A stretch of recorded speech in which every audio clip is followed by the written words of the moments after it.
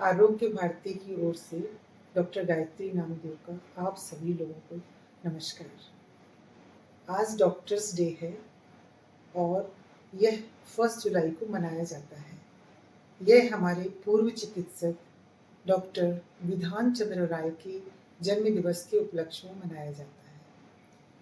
Doctor Bidhan Chandra राय का जन्म 1882 में पटना के किसी ग्राम में हुआ था। इसके बाद उन्होंने कलकत्ता से अपनी चिकित्सीय एजुकेशन लेने के बाद लंदन से भी उन्होंने कुछ स्पेशलाइजेशन किया। इसके बाद उन्होंने पश्चिम बंगाल में आकर अपनी सेवाएं दी। वह पश्चिम बंगाल के दूसरे मुख्यमंत्री भी रहे हैं।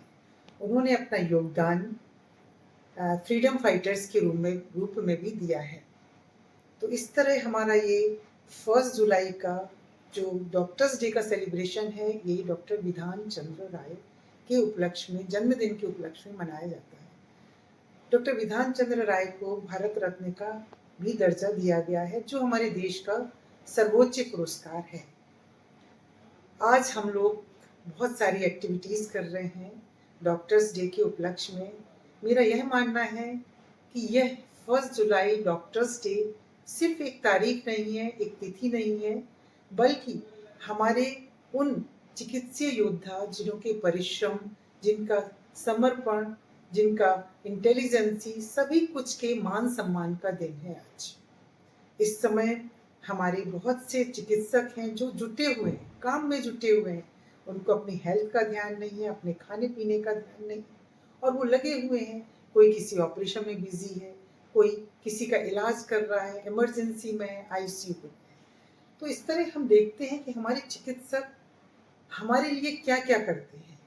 एक्चुअली में जो चिकित्सा विज्ञान है, ये सिर्फ ज्ञान का विषय नहीं है।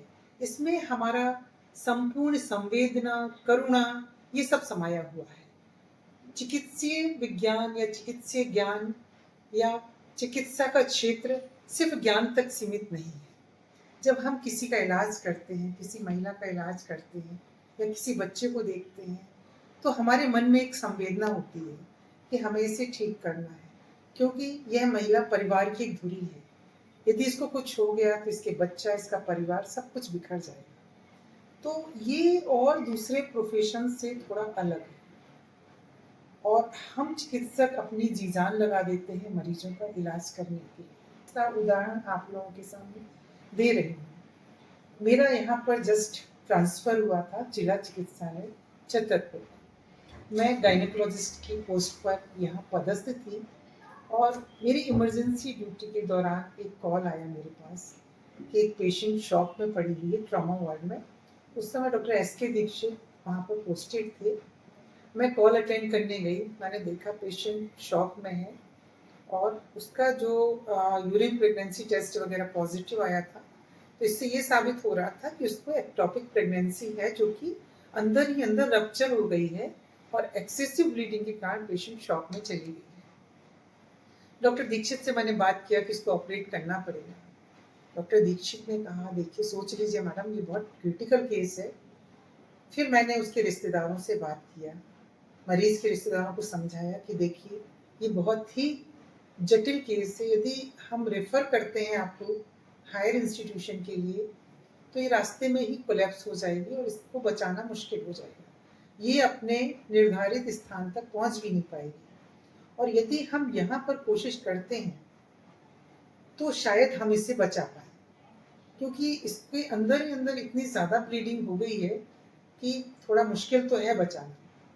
हमने उस केस को तुरंत ही ओटी में शिफ्ट किया, उसके परिवार के लोगों को समझाया और बताया कि आप जीओटी की कंसेंट दे दीजिए और ब्लड अरेंज कर लीजिए, हम ऑपरेशन शुरू करते हैं। ऑपरेशन शुरू किया गया। पेट खोलते ही एब्डोमेन में बहुत सारा ब्लड था, कम से कम 2-3 लीटर ब्लड था। उस सबको हमने निकाला, पेशेंट को ऑपरेट किया। इसी बीच में पेशेंट कार्डियक अरेस्ट में चली गई, उसका हार्ट ही स्टॉप हो गया। उस समय हमारे एनेस्थेटिस्ट थे डॉक्टर वी.के. शर्मा। बहुत कोशिश की, और पेशेंट कम से कम 30 मिनट्स कार्डियक अरेस्ट में रहा। उन्होंने जी जान से कोशिश की, कार्डियक पंप करते रहे। आर्टिफिशियल रेस्पिरेशन दिया, कार्डिक पंपिंग करते रहे। करीब 30 मिनट्स के बाद उसका हार्ट स्पॉन्टेनियस काम करना शुरू हुआ। किसी तरह से ऑपरेशन पूरा किया, पेशेंट वार्ड में शिफ्ट किया। जब मैं बाहर निकल रही थी ऑपरेशन करके, तो बाहर मुझे उस लेडी के हस्बैंड और एक छोटी सी बच्ची जो 2-3 साल की होगी खड़े हुए थे। बच्ची ने मुझसे तुरंत पूछा, मेरी मम्मी कैसी है मैडम? मुझे इतनी खुशी हुई कि आज मैंने उसकी माँ को बचा लिया है और उस बच्ची के भविष्य को बचा लिया है। उसको एक ममता का साया जो उसके ऊपर था वो मैंने बचा लिया है। पेशेंट को 6-7th डे पोस्ट ऑप थोड़ी सी प्रॉब्लम हुई, क्योंकि उसका हार्ट करीब आधा घंटे बंद रहता, तो उसको हाफ साइड में, बॉडी के हाफ साइड में नमनेस मतलब पैरालिसिस टाइप का शुरू हो गया। खैर उसके परिवार वाले कैपेबल थे, उसको बाहर ले गए, मेदांता हॉस्पिटल गुड़गांव में ले गए। और वहाँ के डॉक्टर्स ने जब पूरा स्टोरी सुना उसकी और जब सारे डिस्चार्ज पेपर देखे, तो उन्होंने कहा कि मुझे विश्वास नहीं होता कि आपके छतरपुर जैसी एक छोटी जगह में, डिस्ट्रिक्ट हॉस्पिटल में, इतना हाई रिस्क केस उन्होंने ले लिया और आपको ऑपरेट किया और आपको हमारे यहाँ तक आने के लिए रखा जिंदा कि आप हमारे यहाँ तक आ सके, अन्यथा आपको तो पहले ही चला जाना चाहिए था। हम लोग ये सुन के बहुत खुश हुए, परंतु मुझे लगता है क्या आज के समय में भी क्या उतना रिस्क लेके कोई सर्जरी कर सकते हैं? हमारे पब्लिक को, हमारे मीडिया को ये चीज़ समझना चाहिए। उनको समझना चाहिए कि डॉक्टर्स जो काम करते हैं, यदि वो रिस्क नहीं लेंगे तो कैसे अपना काम कर पाएंगे? वो कैसे उस पेशेंट का, उसको हाई रिस्क से निकाल के उसकी जान को बचा पाएंगे? क्योंकि हर पेशेंट को रेफर करना संभव नहीं होता है।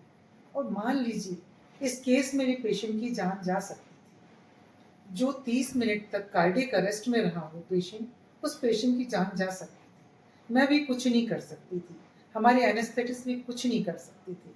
यदि इस केस में हमको ब्लेम किया जाता कि आपके कारण आपने बचाया नहीं पेशेंट को, तो ये बिल्कुल निरर्थक है। हम चाहते हैं कि डॉक्टर रिस्क लेके किसी पेशेंट की जान बचाए, पर उसको उसका दोष नहीं दिया जाए, उसकी कोशिश माना जाए, क्योंकि डॉक्टर भगवान नहीं है, इंसान है।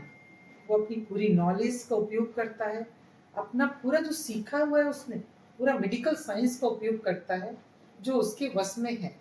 इसके बाद भी यदि पेशेंट नहीं बचा पाता है तो उसमें उसको दोष नहीं देना चाहिए। यदि आजकल के समय में जो हो रहा है कि डॉक्टर्स को दोष देके उसने ऐसा कर दिया, ये केस ऐसा हो गया, ऐसे में डॉक्टर्स रिस्क लेना छोड़ देंगे। ये मैं जो आपको एग्जाम्पल बता रही हूँ 2010 या 12 की बात है, जब मैं यहाँ जस्ट आई हुई थी।